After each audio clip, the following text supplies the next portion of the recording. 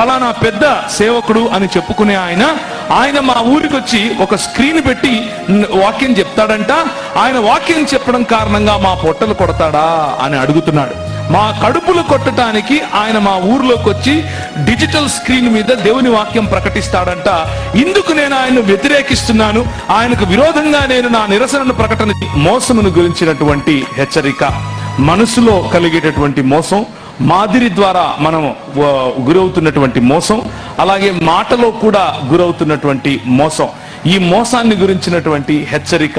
ఇది సంఘములోను సమాజములోను ప్రభుత్వము వైపు నుండి అన్ని రకాలుగా క్రైస్తవ సమాజానికి జరుగుతున్నటువంటి, క్రైస్తవ సమాజంలో ఉన్న ప్రజలు లోనవుతున్నటువంటి మోసాన్ని గురించి ఈరోజు మీ ముందు ప్రస్తావించే ప్రయత్నం చేస్తాను. మొదటి రాజుల గ్రంథంలో ఒక చక్కటి, లేకపోతే ఒక మంచి కథనం, ఒక మంచి జరిగిన ఘటన అక్కడ రాయబడి ఉంది. 16వ అధ్యాయము 30 నుంచి నేను చదువుతాను, దయచేసి నన్ను అనుసరించండి. యూదా రాజైన ఆసా ఏలుబడిలో 38వ సంవత్సరమున ఒమ్రీ కుమారుడైన ఆహాబు ఇశ్రాయేలు వారికి రాజై షోమ్రోనులో ఇశ్రాయేలు వారిని 22 సంవత్సరములు ఏలెను. ఒమ్రీ కుమారుడైన ఆహాబు తన పూర్వీకులందరినీ మించునంతగా యెహోవా దృష్టికి చెడుతనము చేసెను. నెబాతు కుమారుడైన యెరోబాము జరిగించిన పాపక్రియలను అనుసరించి నడుచుకొనుట స్వల్ప సంగతి అనుకొని అతడు సీదోనీయులకు రాజైన యెజ్బయలు కుమార్తె అయిన యెజెబెలును వివాహము చేసుకొని బయలుదేవతను పూజించుచు వారికి మ్రొక్కుచూ ఉండెను.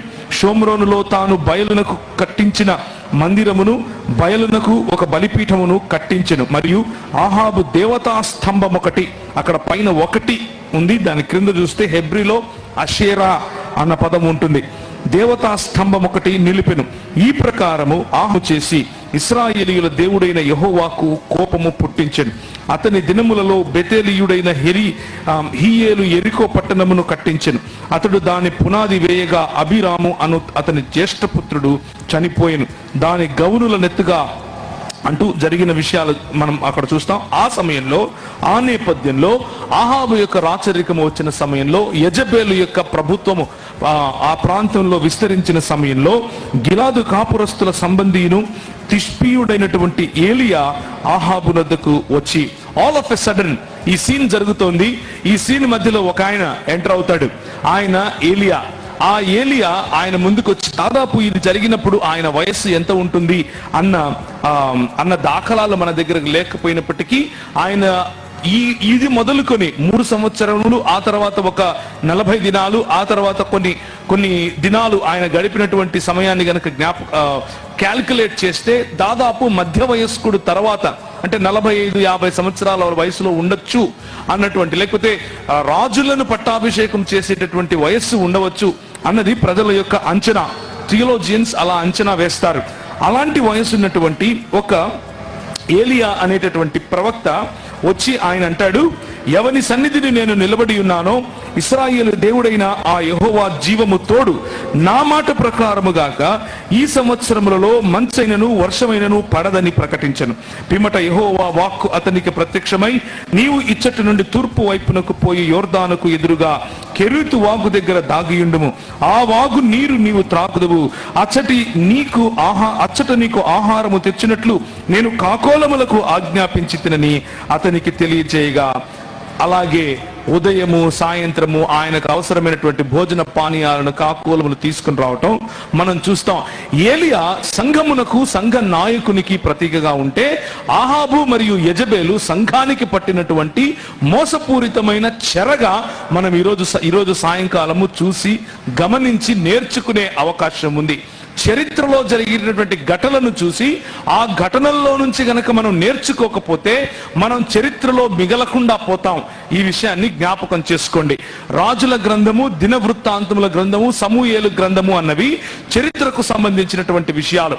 చరిత్రలో జరిగిన ఘటనలు, ఆ ఘటనల్లో రాజులుగా నిలబడినటువంటి వారు తీసుకున్న నిర్ణయాలు, ఆ రాజులుగా, ప్రభుత్వాలుగా అప్రెసింగ్ అంటే అదిమి వేసేటటువంటి, కుదించి వేసేటటువంటి, ఇంకా కట్టడల చేత, ట్యాక్సుల చేత మనల్ని నిలిపివేయాలి, నిలువరించాలి, సమాజాన్ని ఎదగకుండా చేయాలి అన్న కుతంత్రపు ఆలోచన కలిగినటువంటి సమాజంలో ఒక ప్రవక్తగా నిలబడటం, ఒక వెలుగు దివ్యగా నిలబడటం, ఒక లైట్ హౌస్ గా నిలబడటం ప్రభు మనకిచ్చినటువంటి బాధ్యత.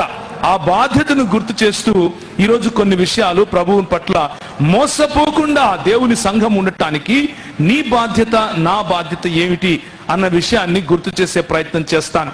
మనము చాలా సార్లు దేవుని వాక్యమును చూసినప్పుడు, దేవుని వాక్యము పట్ల మనం చాలా గొప్ప గొప్ప ఆలోచనలు కలిగి ఉన్నప్పుడు కేవలము దేవుని వాక్యాన్ని పొట్టకూటి కోసము అమ్ముకునేటటువంటి రోజుల్లో మనం బ్రతికి ఉన్నాం అని గుర్తు చేసుకోండి.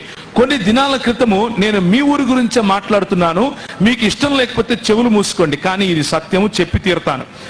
కొన్ని దినాల క్రితం యూట్యూబ్ లో ఒక వీడియో చూశాను.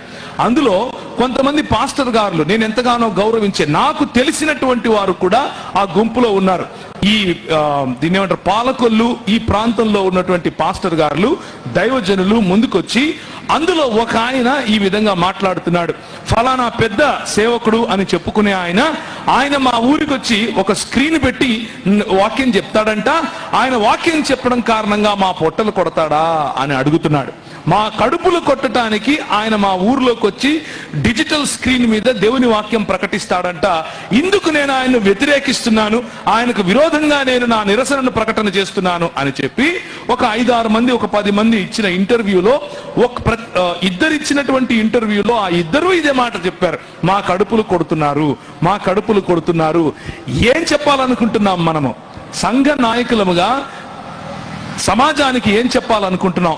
ఆయన చేసేది డిజిటల్ గాస్పల్ తీసుకొని వచ్చి డిజిటల్ స్క్రీన్ ఇక్కడ పెట్టి ప్రజలను రీచ్ అవ్వడము ఎంత తప్పో, లేకపోతే ఆ పని వెనక ఉన్నటువంటి ఇంటెన్షన్, ఆయన ఉద్దేశాలు ఏమై ఉన్నావో వాటి గురించి మనం ఆలోచించడం కాస్త పక్కన పెట్టి, ప్రస్తుతానికి మనము ఎవరైతే నిజమైనటువంటి దేవుని సేవకులుగా పిలువబడుతున్నామో, ఎవరైతే స్థానికంగా ఉండి కష్టపడి పని చేయాలి అని అన్నటువంటి నినాదం తీసుకుని ముందుకు వస్తున్నామో, మనం చెప్పే మాటలు ఏంటి? మా కడుపులు కొట్టడానికి ఆయన వస్తున్నాడు అన్నటువంటి ఆలోచన. అంటే దేవుని వాక్య వితరణ అన్నది, దేవుని రాజ్య స్థాపన అన్నది మన కడుపులను నింపేటటువంటి వృత్త. మన కడుపులను నింపకుండా ఆపినందుకు నిరసన. ఇదే భీమవరం ప్రాంతం, భీమవరం నుంచి పాలకొల్లు ప్రాంతం, పాలకొల్లు నుంచి నరసాపురం ప్రాంతం వరకు యేసు ప్రభు దేవుడు కాదు అని మీటింగ్లు పెడితే సంఖలో బైబిల్ పెట్టుకుని వెళ్ళిపోయారు మన వాళ్ళు. అప్పుడెందుకు నిరసన రాలేదు? ఎంతమంది ఎస్ఎం నాయుడు అనే వ్యక్తి ఇదే పాలకొల్లు ప్రాంతంలో ఉంటూ యేసు ప్రభువు దేవుడు కాదు, యెషువా మెస్సియా అన్నటువంటి ఒక ప్రత్యేకమైన సంఘాన్ని స్థాపించి ఆ తర్వాత యూదుల బోధన చేసి ఇప్పుడు యేసు ప్రభువు ఒక దొంగ ప్రవక్త అని చెప్పేటటువంటి ఒక వ్యక్తి ఉంటే ఆ వ్యక్తి వెనుక ఎందుకు నిరసన రాలేదు? తల్లి సంఘం అనేటటువంటి పేరుతో యెషయా మెస్సియా నుంచి ఇప్పుడు యూదుల సంఘం, యూదుల నుంచి ఆన్ హాన్ సాంగ్ అనగా పిలువబడేటటువంటి, లేకపోతే ఆ యెహోవాకు భార్యగా ఉన్నటువంటి జాంగ్ జిల్ జా అనే ఒక ఆమె యెహోవాకు భార్య అంట.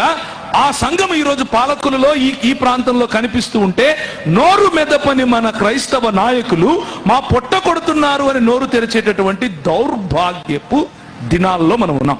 ఇది నిజమైన సత్యం. జాగ్రత్తగా వినండి. దేవుని కొరకు రోషము కలిగి బ్రతకాలి అని అనుకున్నటువంటి ప్రజలు, దేవుని కొరకు రోషము కలిగి దేవుని రాజ్య స్థాపన చేయాలి అని ఆలోచించినటువంటి క్రైస్తవ నాయకులు అని అంటే పాస్టర్లులే అని కూర్చున్న మీతో కూడా మాట్లాడుతున్నా. నాతో నన్ను నేను ప్రశ్నించుకుంటున్నాను, నన్ను నేను హెచ్చరించుకుంటున్నాను.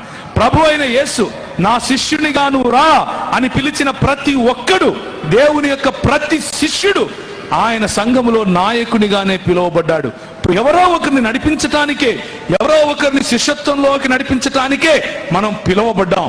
ఆ పిలుపునే ప్రవక్తల యొక్క పిలుపుతో పోల్చి నేను ఈరోజు మీతో మాట్లాడుతున్నాను. ఏలియా చేసినటువంటి పరిచర్య ఇటువంటి పరిచర్య.